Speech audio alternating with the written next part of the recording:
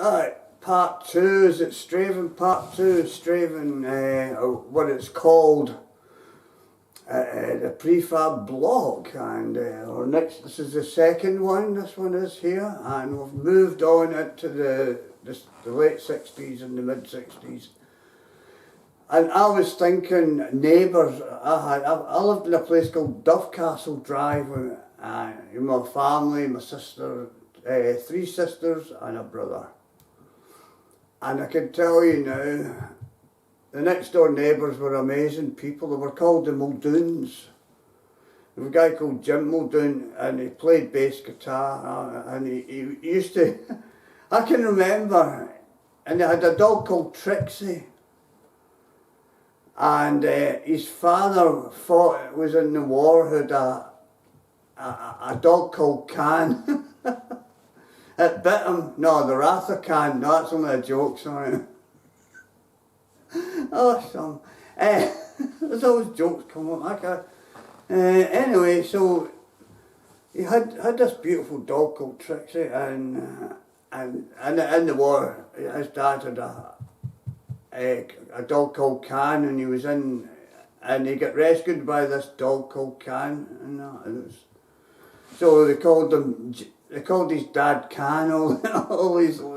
Since then, when I said about Straven, about the nickname, so they called him Can, you know, and he drunk a lot, and it was strange and that, but that's not the point.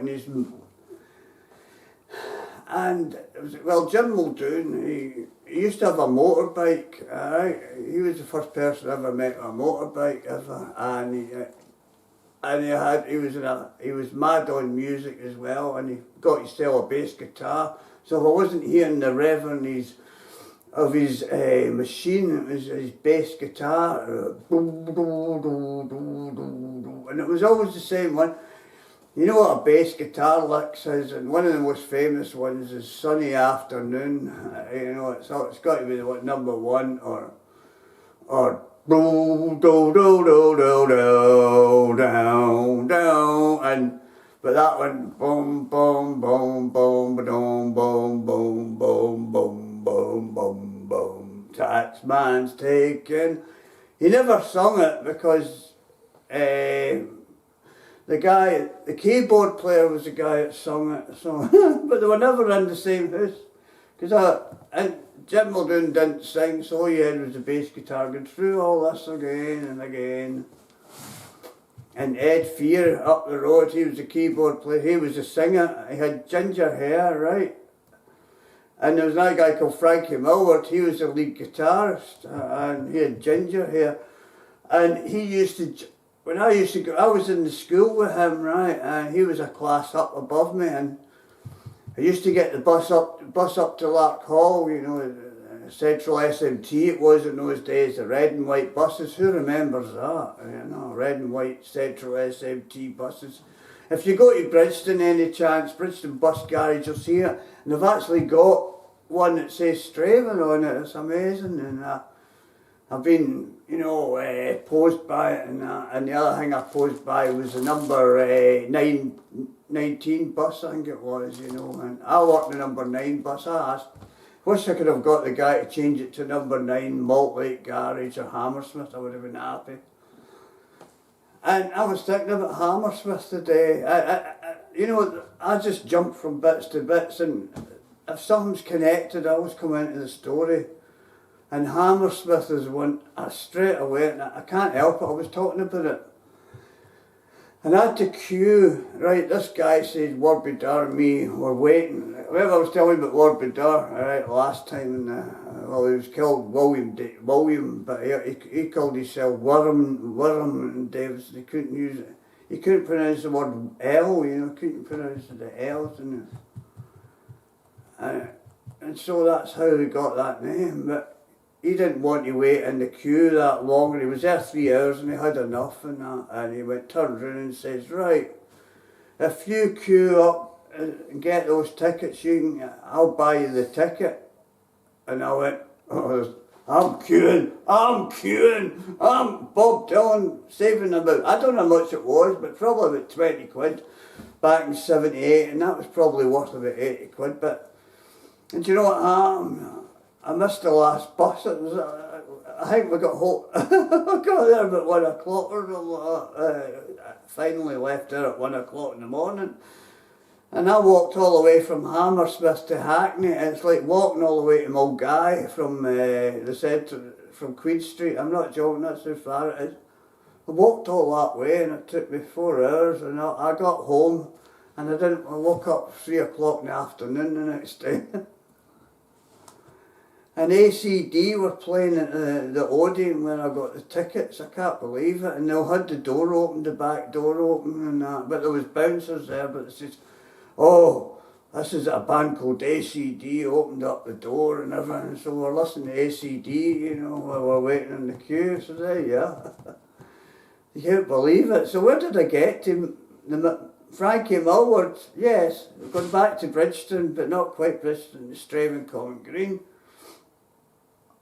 The bus would turn the corner and what was called a back end bus where you could jump off and on. I don't know, you know, just like the route masters you get in London. Well, I had the SMT, I had the Bristol low deckers for all your bus fans and everything. I know them all. I know every type of bus route, AEC and Dennis and all these things. Anyway, so Albions and right, Leyland's LA's, that's Glasgow, LA.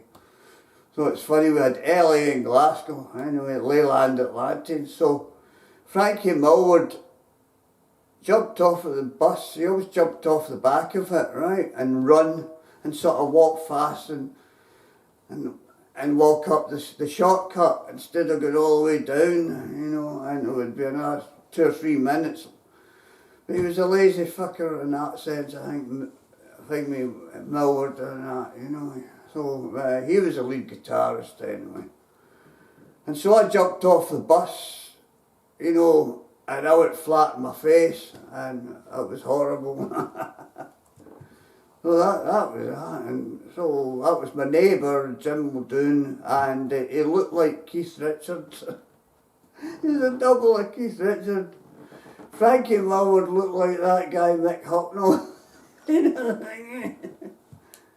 And the other guy, I don't think his name is Edward Fear, because I better not say that, because Edward Fear, unfortunately, is on Facebook, and well, unfortunately, he's still my mate. Another guy called Edward Fear, always, the other neighbour was on the other side, you know.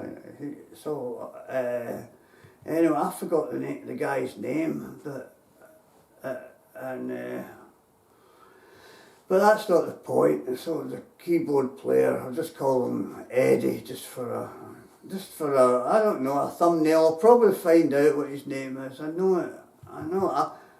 I bought a video camera from his blocking brother, so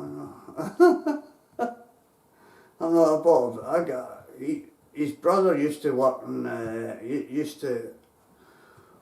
a video shop, you know, a camera shop and everything and that.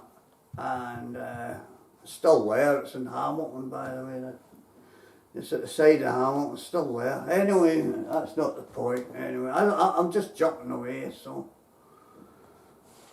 The last time I seen poor Jim, and it was Jim, he just looked the exact same. He still looked like Keith Richards and that. Anyway, so how far have we got? We got 11 minutes. That's bang on 9 minutes there. Bang on 9 minutes, I think. So, anyway, that's part 2 gone. So I'll get past the next door neighbour, and so that's that. Part 3's coming next week. I can't. No more. I've had it. No more. I haven't really. It's that way anyway. So I hope you're all doing some nice time travelling and that. And you know what is the most popular time travelling? You know what one? Do you know what the top 3 are? I'll have to tell you straight away. Where would you go if you had a time machine? Me? Aye. Gdansk. That sounds. Do you know what Gdansk sounds like? It sounds like when our CD sticks. We don't need no medicine. meditation, ding ding ding ding ding dang dang dang dang dang dang dang dang dang dang dang dang dang dang. But see, when a record stuck, when it was a vinyl, it was like the doors of the Star Trek Enterprise. You know, 5 to 1, baby, 5 to 1.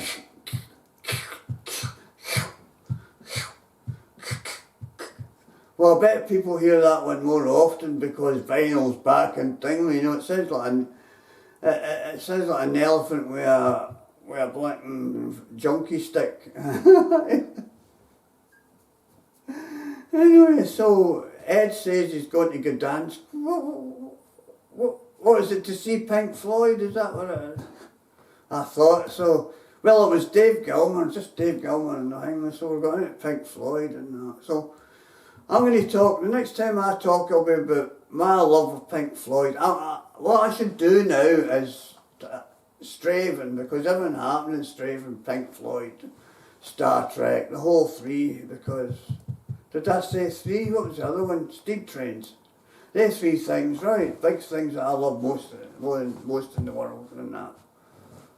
There must be a lot more than that, maybe sex or something like that as well, but we're not allowed to talk about that.